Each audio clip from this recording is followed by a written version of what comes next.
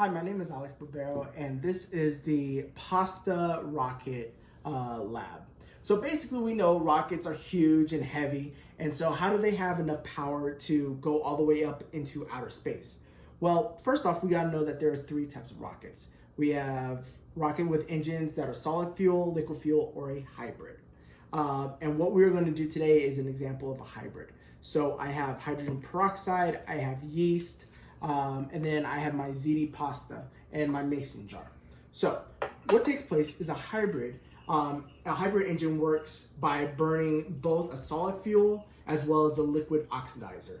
So what's going to be the solid fuel for this experiment will be the noodle, and then the liquid oxidizer, that will be the hydrogen peroxide. Well, the oxygen gas is fed into the combustion chamber, the hollow middle of the noodle, where it is ignited.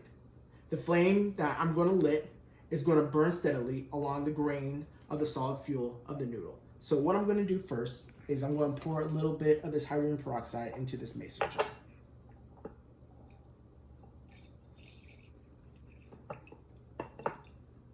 I am then going to take some of this yeast and pour it in.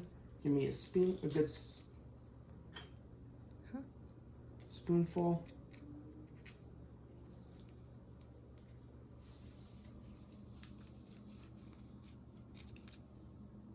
And I'm going to mix that in with, I am then going to cap it. And I'm going to give it a nice little shake. And from there, I will light it on fire.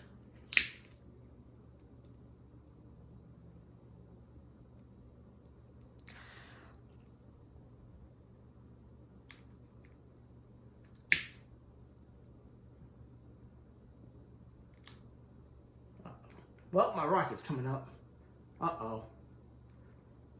Oh well. Anyway, all I gotta say is we know that hydrogen, that is the most abundant element in the universe. It is a colorless, odorless gas. It is combustible, which means that it burns easily. And oxygen, we know that is another abundant element on the planet. It is also colorless and odorless. Small scale quantities of oxygen gas are conveniently generated in the lab by the decomposition of hydrogen peroxide. So we know that hydrogen peroxide is breaking down. The decomposition reaction of hydrogen peroxide requires a catalyst to initiate the reaction. In this reaction, our catalyst was our yeast.